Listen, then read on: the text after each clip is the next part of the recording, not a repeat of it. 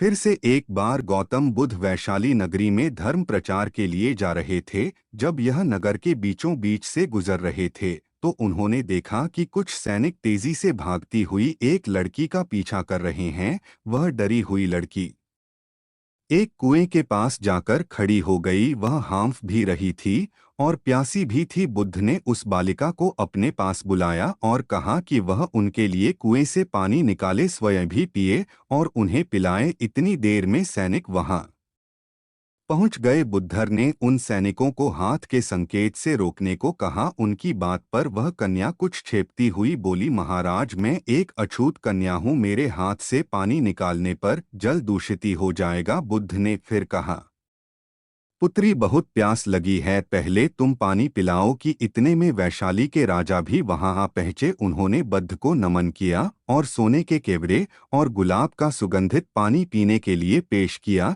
लेकिन उन्होंने उसे लेने से इनकार कर दिया। बुद्ध ने एक बार फिर बालिका से अपनी बात दोहराई। इस बार बालिका ने साहस बटोर कर के पानी निकालकर स्वयं भी पिया और गौतम बुद्ध को भी पिलाया। पानी पीने के बाद बुद्ध ने बालिका के भय का कारण पूछा तो उसने बताया, मुझे संयोग से राजा के दरबार में गाने का अवसर मिला था। राजा ने मेरा गीत सुन मुझे अपने गले की माला पुरस्कार में दी, लेकिन उन्हें किसी ने बताया कि मैं एक अछूत कन्या हूँ। यह जानते ही उन्होंने अपने सैनिकों को मुझे कालखाने में डाल देने का आदेश दिया। मैं किसी तरह से बचकर यहाँ तक पहुँची थी कि आप मिल गए। इस पर बुद्ध ने कहा, सुनो राजन, मैं चाहता हूँ कि आप मेरी इस बात को हमेशा याद रखें कि किसी भी इंसान की पहचान उसके धर्म या जाति से नहीं बल्कि उसके गुणों और कर्मों से होती है। जिस बालिका के मधुर कंठ से निकले गीत का आपने आनंद उठाया, उसे पुरस्कार दिया। जिसके कार्य इतने